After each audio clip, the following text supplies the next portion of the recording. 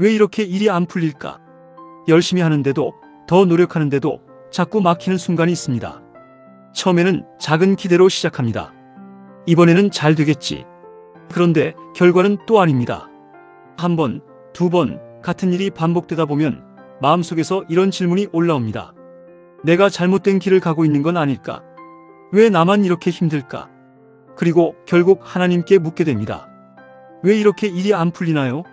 성경을 보면 이런 질문을 했던 사람들이 참 많습니다. 그중 대표적인 사람이 요셉입니다. 요셉은 하나님이 주신 꿈을 가진 사람이었습니다. 그런데 그의 현실은 전혀 달랐습니다. 형들에게 팔리고 억울한 누명을 쓰고 감옥에 갇힙니다. 정말 되는 일이 하나도 없었습니다. 우리가 보기에는 실패의 연속입니다.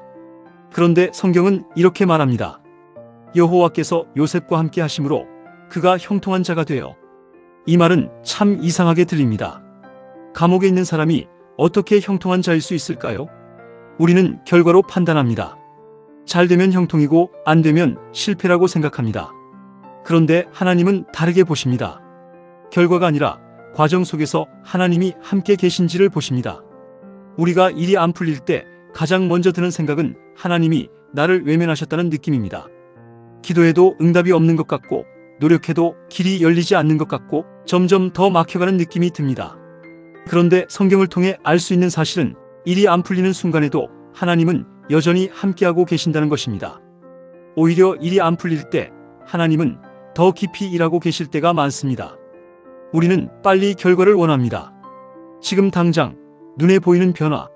그러나 하나님은 지금보다 완성을 보십니다.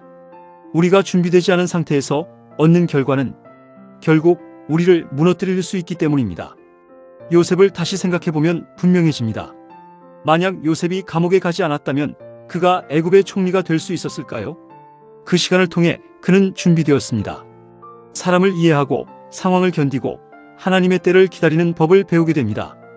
그 과정이 없었다면 그는 높은 자리에 올라갔을 때 오히려 무너졌을지도 모릅니다.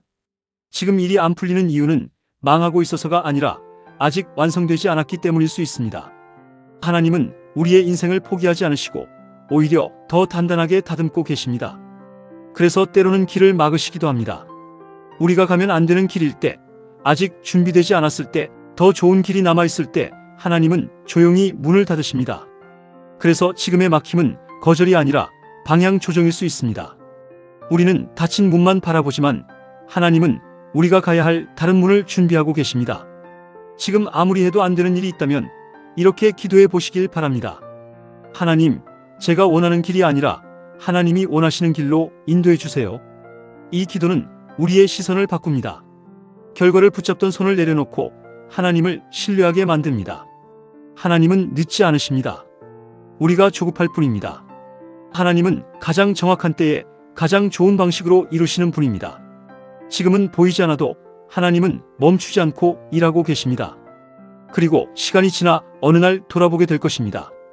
그때 안 된 것이 나를 막은 것이 아니라 나를 지키고 준비시킨 과정이었다는 것을 알게 됩니다. 지금 안 풀리는 이유, 그 안에도 하나님의 뜻이 있습니다. 그러니 너무 낙심하지 마십시오. 조금만 더 가보십시오. 하나님은 지금도 당신과 함께 계십니다.